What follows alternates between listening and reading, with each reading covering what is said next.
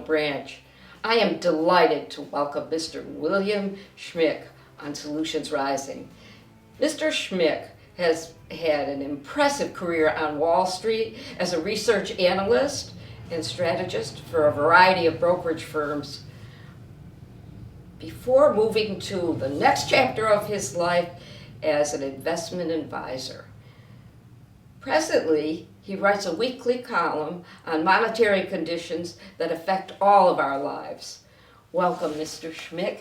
Phil, if I may. And as I start out each program, I ask my guest, would you please tell whatever you would like about your background, your heritage, whatever you like. Well, thank you for having me. I'm delighted. I'm a dinosaur. Okay, I've been in the financial business since 1981. It's a business of high stress, and usually by the time you're 40 or 50, you've retired. I'm still going, and I love it. That's why you're still going. Yes. And in addition, I have been a writer for almost as long as I've been a financial person. Okay, again, that's another love. And I've been able through the years, and we're talking well over 40 years, to combine the two loves. And it's what keeps me going. Mm-hmm. So on a daily basis, I'm sitting at a computer with a big screen and watching and trading the markets from 8:30 in the morning till 4:30. And I find the time over that each week to write two columns that go out to several newspapers and other media sources around the country. One is usually an eclectic piece on something to do with business or finance. And the other is a market column in which I talk about the markets each week, what happened, and where they're going. And because I'm telling my readers where they're going, I'm a bit of a fortune teller. Oh, I see that in your columns. Yes. Prophetic, especially going back to 2010 and 2012. Yes. Whoa. Yes. I've got a pretty good track record. Mm-hmm. And of course, imagine if you've been in the business like I have for 40 or 50 years, you've seen a lot. In fact, there's very little that you haven't seen. And history doesn't repeat itself, but as you know, history rhymes. And it is rhyming today. So that's a little bit about what I've done. I've traveled the world many, many times. And in my financial career, I've spent about 50% of that time in the United States and the other half overseas. Where overseas?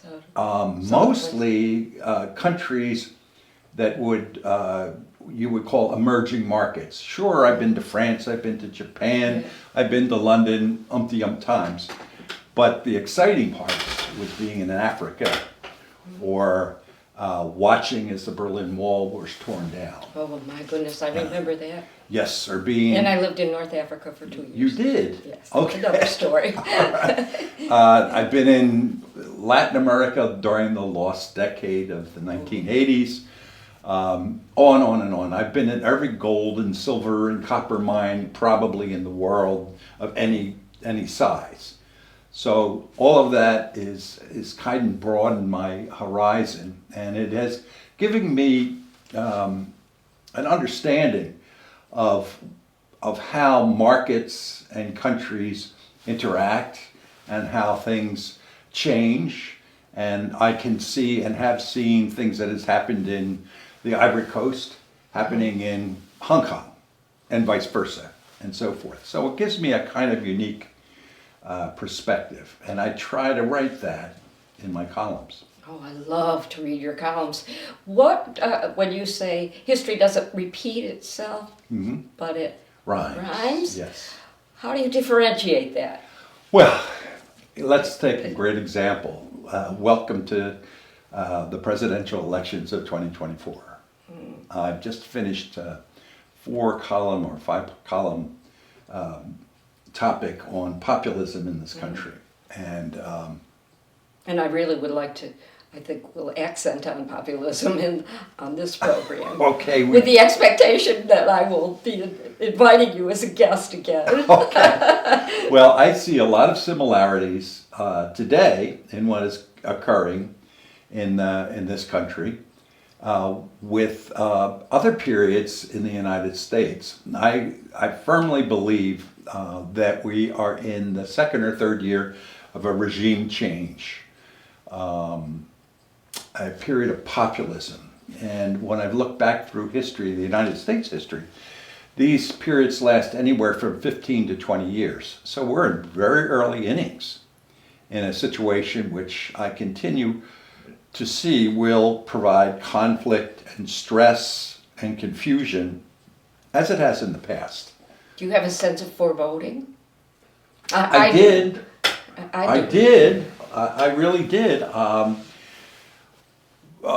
In the last couple of years, okay, when Trump was in and then when Biden was in, I was kind of afraid to see Trump come back in, and given all that's happened to the markets and all the things that had happened in the past and January the 6th and all the rest.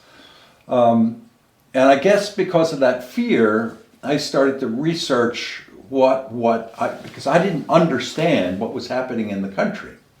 So to me, it was the great unknown. And by working and looking back through our history, I've developed a perspective of what's happening, which gives me comfort, believe it or not, in the sense that I'm old enough to remember the 60s. And I suspect you are too. Yes, I'm 82, so yes, okay. I definitely And I'm do. 76, so we know the 60s, we're still here, we're thriving, but my God, the 60s, for those who weren't around, the 60s were full of assassinations, lost all our leaders, marches, the Vietnam War, and inflation through the 70s into OPEC and so forth and so on. It was a tumultuous time, and it was a period of populism. We didn't realize it at the time. I mean, I spent almost 2.5 years in Vietnam as a Marine, and came back and marched against the war and all the rest of the things that went on. But it was a terrible, terrible time. And yet, in the end, it was a time in which solutions to the conflicts, to the unhappiness, to the populism started to percolate up. But it took a whole bunch of new leaders to do that. For our audience, how do you define populism? Populism is, for me, is a movement where the majority of people are dissatisfied with not only the economy, but the political system. They feel that they have not participated in the benefits of their political economic system. And we can go back, to the founding fathers. That was a period of populism. It was basically the British Empire, okay? We were a colony. We were not treated fairly. We were taxed, okay? We didn't see where we were getting a great deal of benefits. Now, our founding fathers, when we revolted, came up with a constitution extremely aware of their unhappiness with the British Empire.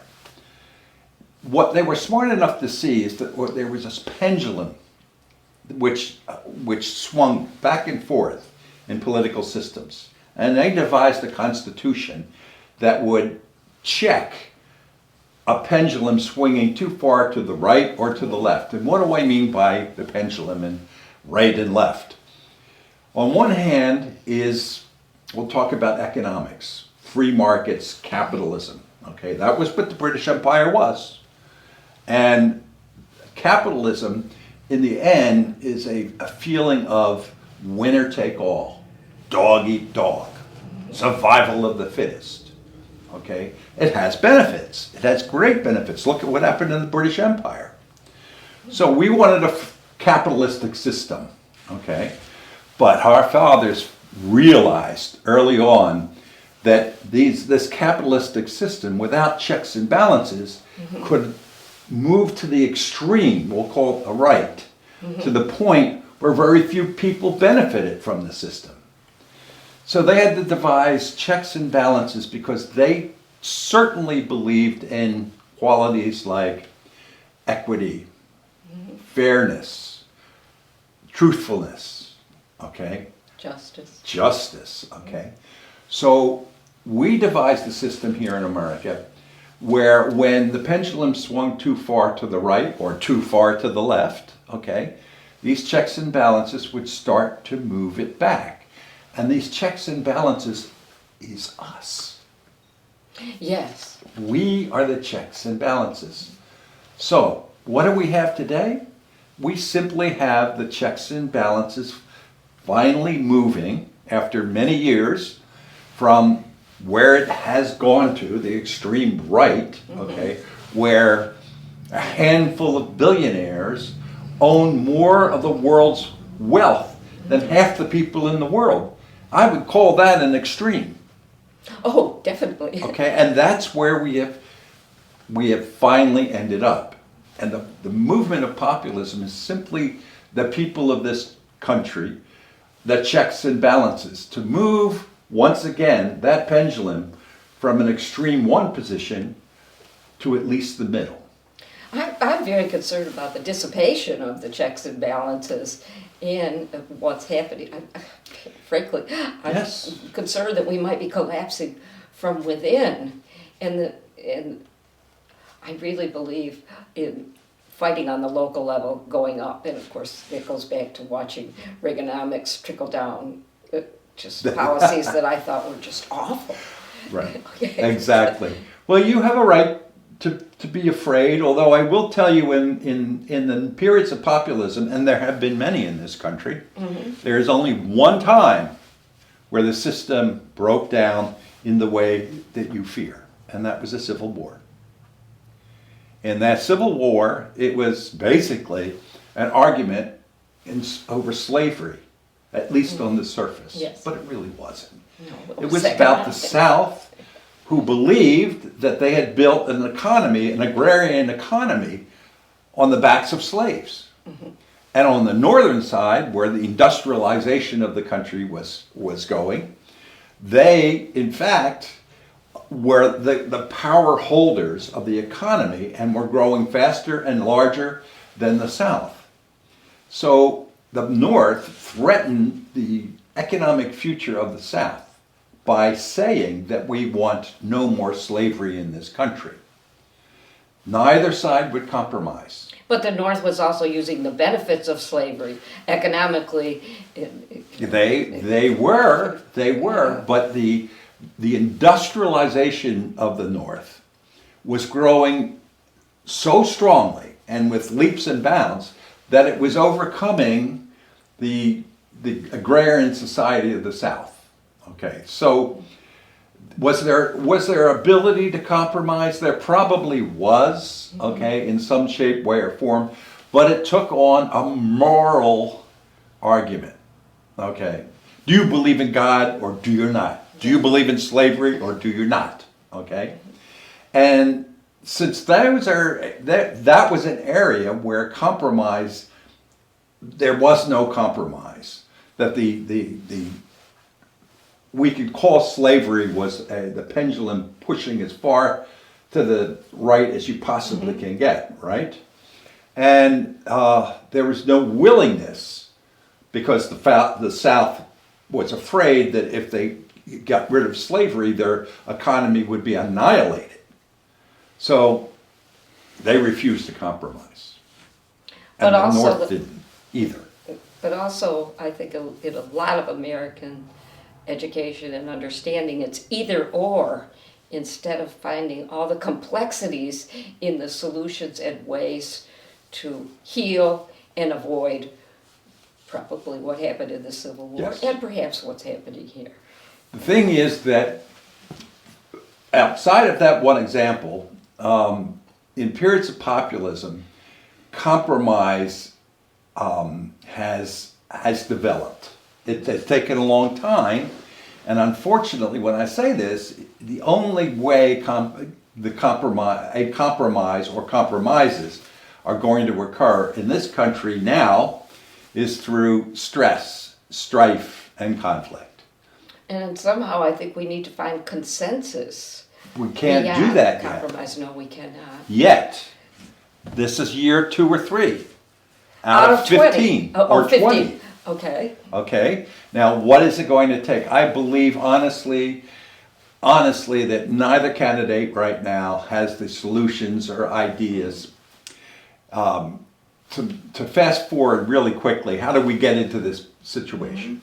The argument I have developed was that both the Federal Reserve Bank and the federal government decided back in the 90s that they'd figured out a way to keep the economy growing and to alleviate those periods where we had these disastrous recessions or huge moves where the economy would go like this. Mm-hmm. They decided together, basically the Federal Reserve and the government, that if they poured money into the system sort of at the first hint of a recession, okay, that they could slow or reduce the severity of that recession. And at the same time, when things were partying and everybody got hot and the markets were rolling, if they reduced the amount of money into the system, it could slow down the growth and we wouldn't have like the crash of 29 or any of that, or the depressions or whatever. So they did that. Okay, they were really working at making the economy in this country more acceptable, less unemployment at times, okay, less inflation, the whole deal.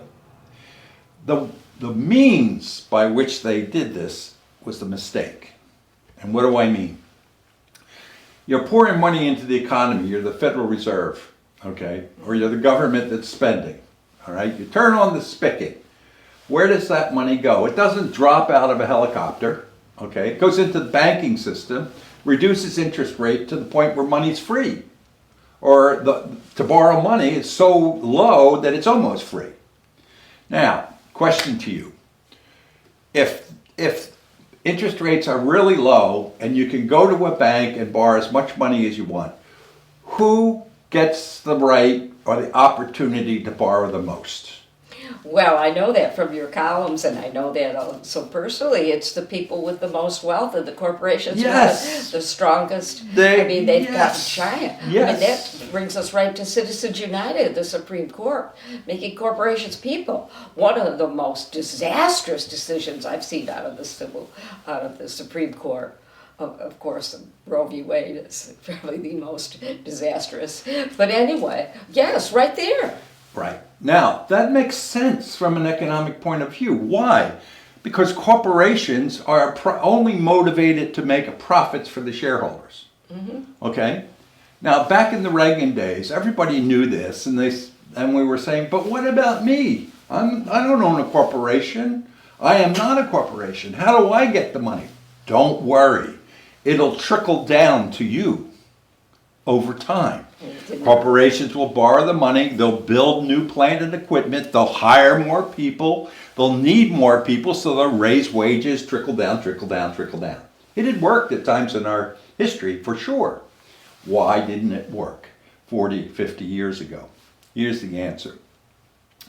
Corporations 40 or 50 years ago, actually 40 years ago, started to realize that if they invested this money, this free money that the Fed and the government was giving them, overseas, the wages overseas were much cheaper, building plant and equipment overseas was much cheaper, and there was a global war on between all corporations around the world to invest overseas and build their businesses outside of their countries. So the U.S., for example, instead of investing in plant and equipment here in this country, they put that money into China. Which was what the stock market was supposed to be, was to raise money for companies so that they could be secure and grow and take care of their employees. You see, but that's the difference. And the thing is that that stock market, okay, well, the problem with that was that small companies couldn't compete in China. No. Okay, because we were up against BP or Sumitomo Bank or whatever in other countries. So the bigger our companies got, the better able they were to compete overseas. And after all, you want American companies to succeed, and raise the flag and so forth and so on. So our politicians 40 some years ago said, this is great.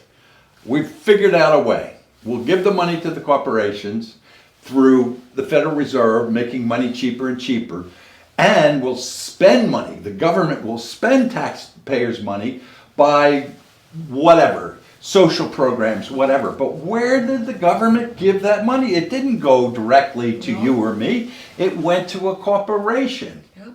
Now, the corporation who, let's say it was an infrastructure project that would build highways, they realized that buying cement overseas with the government spending money was cheaper than buying it here. So both the federal government and the Federal Reserve were using a top-down approach to stimulate the economy or to slow it down.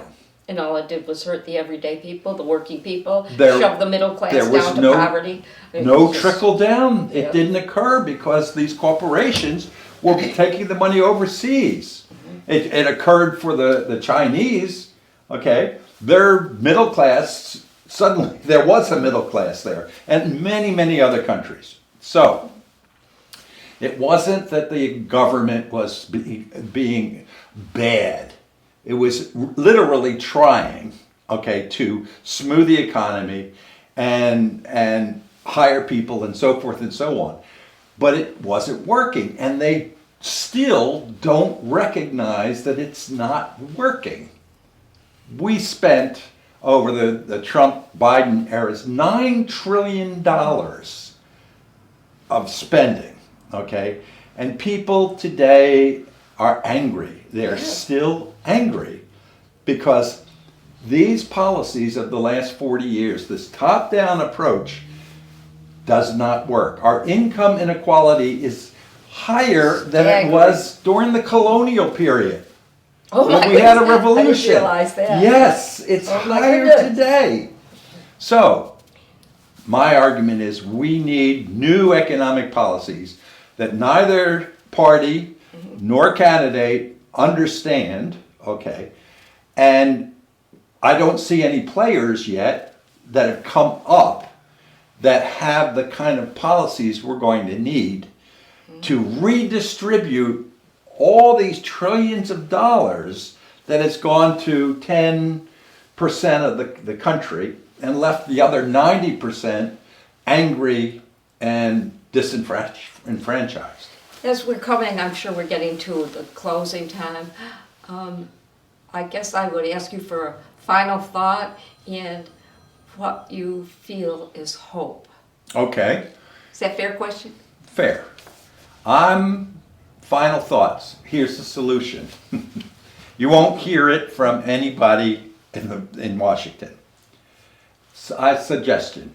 Everyone who's making $100,000 or less pays no federal, state, or local taxes.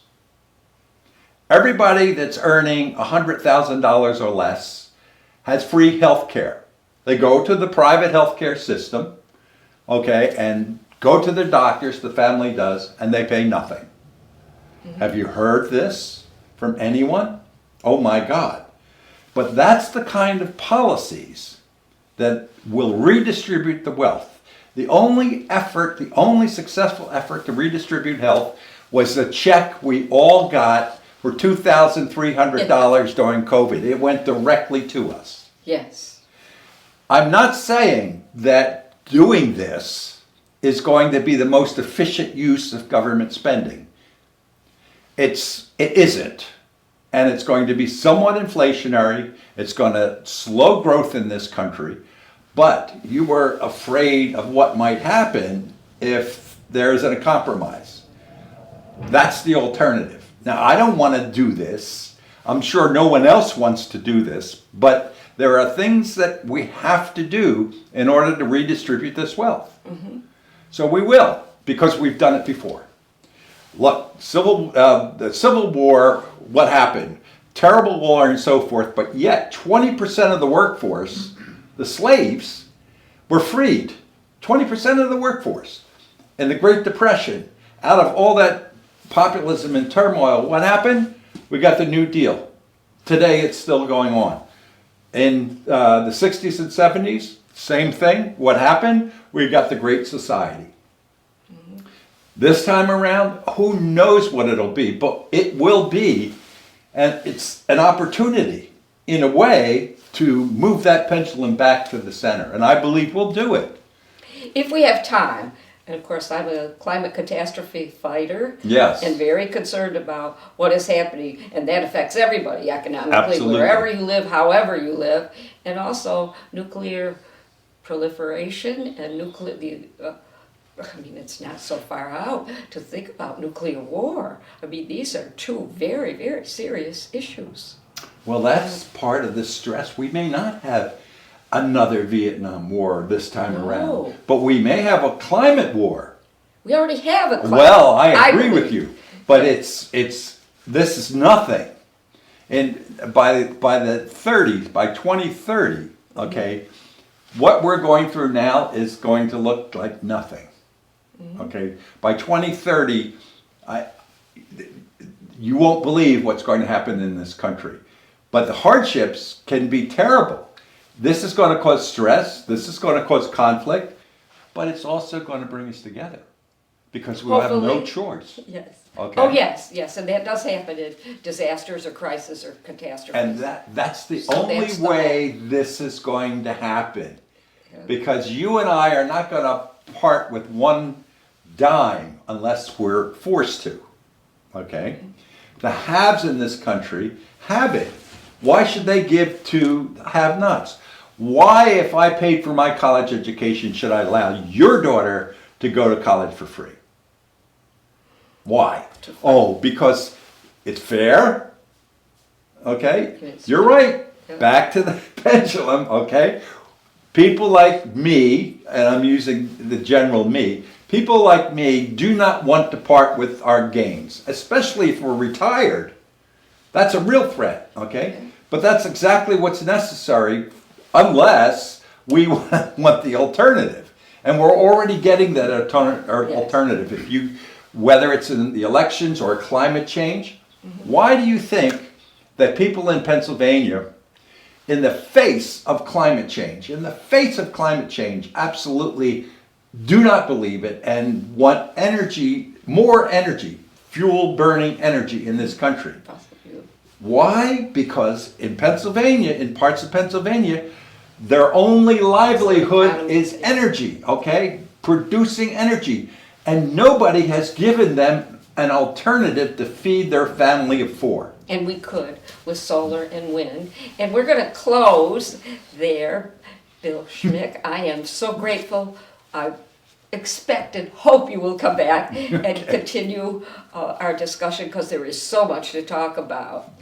And if each one of us picked up one problem and solved it, imagine the incredible view we would all have of solutions rising. Please be part of the solution. Thank you.